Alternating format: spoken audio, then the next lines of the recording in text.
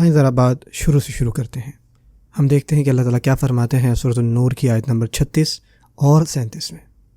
آپ یہ دیکھتے ہیں کہ اللہ تعالیٰ فرماتے ہیں کہ ان گھروں میں پائے جاتے ہیں جن کے متعلق اللہ نے حکم دیا ہے کہ ان کو بلند کیا جائے گا اور ان میں اس کا نام لیا جائے گا، وہ تسبیح کرتے ہیں اللہ کی ان مساجد میں صبح اور شام۔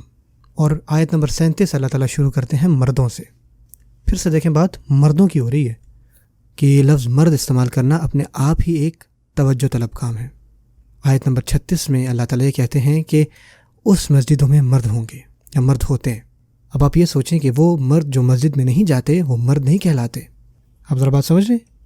اور یہ تب ہوتا ہے جب ہم اپنے بچوں کی صحیح سے پرورش نہ کریں۔ بچوں کی پرورش کرنا بہت مشکل کام ہے۔ ہم چاہتے ہیں کہ آسان ہو، اور یہ تب ہی آسان ہوگی جب اللہ تعالیٰ کا اذن ہوگا، ورنہ آپ ساری زندگی شکایت کرتے رہیں گے اپنی بیوی کے بارے میں، اپنے بچوں کے بارے میں، یا گھر میں دوسرے لوگوں کے بارے میں۔ ہمیں چاہیے کہ ہم اصل مرد بنیں، وہ مرد جس میں مردانگی ہوتی ہے۔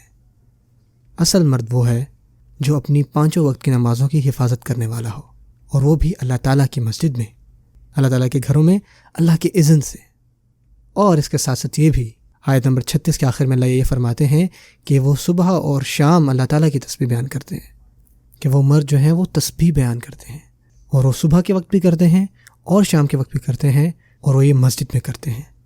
اور یہ بات یہاں تک صرف ختم نہیں ہوتی، اللہ تعالیٰ آیت نمبر 37 میں مزید فرماتے ہیں کہ جو اصل مرد ہیں نا، ان کو کسی قسم کی تجارت جو ہے وہ غافل نہیں کرتی اللہ تعالیٰ کی یاد سے۔ وہ نماز قائم کرنے والے ہیں، زکوٰۃ دینے والے ہیں، اور اس دن سے ڈرنے والے ہیں جس دن الٹ دیے جائیں گے دل اور نگاہیں۔ جو اصل مرد ہوتے ہیں وہ طاقتور ہوتے ہیں۔ اصل مرد وہ ہے جس کا کاروبار، جس کی تجارت اس کو اللہ تعالیٰ کی یاد سے غافل نہیں کرتی۔ اس کا جو بھی کام ہے، اس کا بیچنا یا خریدنا، وہ اللہ تعالیٰ کی یاد میں ہی ہوتا ہے ہمیشہ۔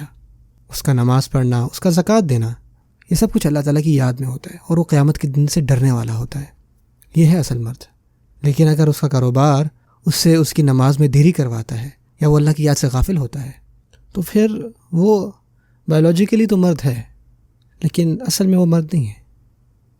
اور جب بھی ہم خاندان کی بات کرتے ہیں، جیسا کہ میں نے پہلے بھی کہا، اللہ تعالیٰ بات کرتے ہیں ہمارے خاندانی معاملات کے بارے میں، اور یہاں پہ صرف کوئی حرف نہیں آ رہا جس سے بات شروع ہو رہی ہے، صرف اللہ تعالیٰ ایک ہی لفظ استعمال کرتے ہیں، اور وہ ہے رجال، مرد۔